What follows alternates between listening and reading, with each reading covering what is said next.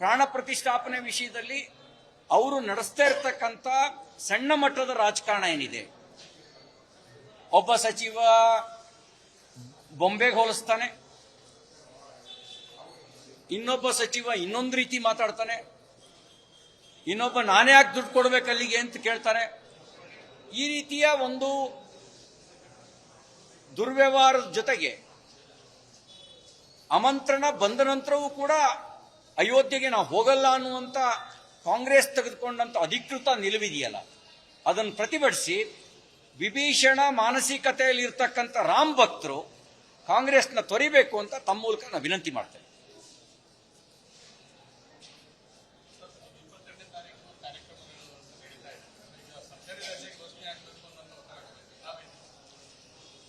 ಇಷ್ಟು ದಿನ ಮೀನಮೇಷ ಎಣಿಸೋದೇ ತಪ್ಪು. ಅವರು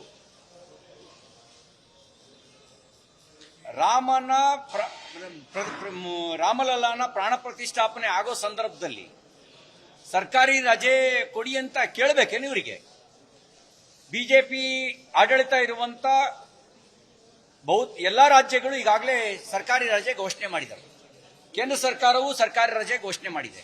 ಇಷ್ಟಾದ್ಮೇಲೂ ಕೂಡ ಇವರೇನು ಇವ್ರ ಹತ್ರ ಹೇಳಿಸ್ಕೊಂಡು ಮಾಡ್ಬೇಕಾ? ಇವು ಸ್ವಯಂ ಪ್ರೇರಿತವಾಗಿ ಮಾಡಬೇಕಾಗಿತ್ತು.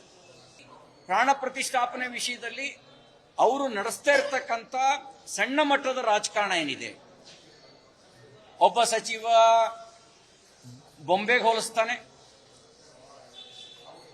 ಇನ್ನೊಬ್ಬ ಸಚಿವ ಇನ್ನೊಂದು ರೀತಿ ಮಾತಾಡ್ತಾನೆ, ಇನ್ನೊಬ್ಬ ನಾನೇ ಯಾಕೆ ದುಡ್ಡು ಕೊಡ್ಬೇಕು ಅಲ್ಲಿಗೆ ಅಂತ ಕೇಳ್ತಾನೆ. ಈ ರೀತಿಯ ಒಂದು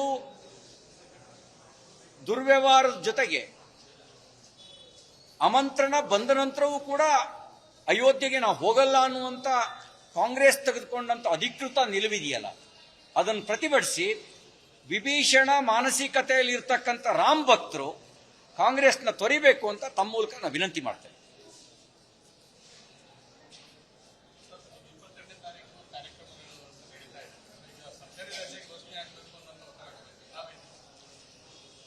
ಇಷ್ಟು ದಿನ ಮೀನಮೇಷ ಎಣಿಸೋದೇ ತಪ್ಪು. ಅವರು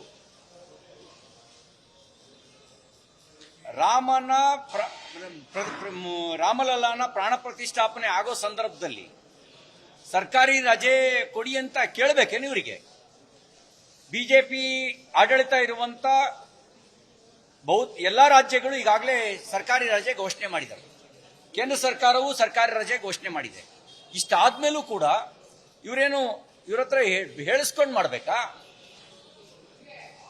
ಇವು ಸ್ವಯಂ ಪ್ರೇರಿತವಾಗಿ ಮಾಡಬೇಕಾಗಿತ್ತು.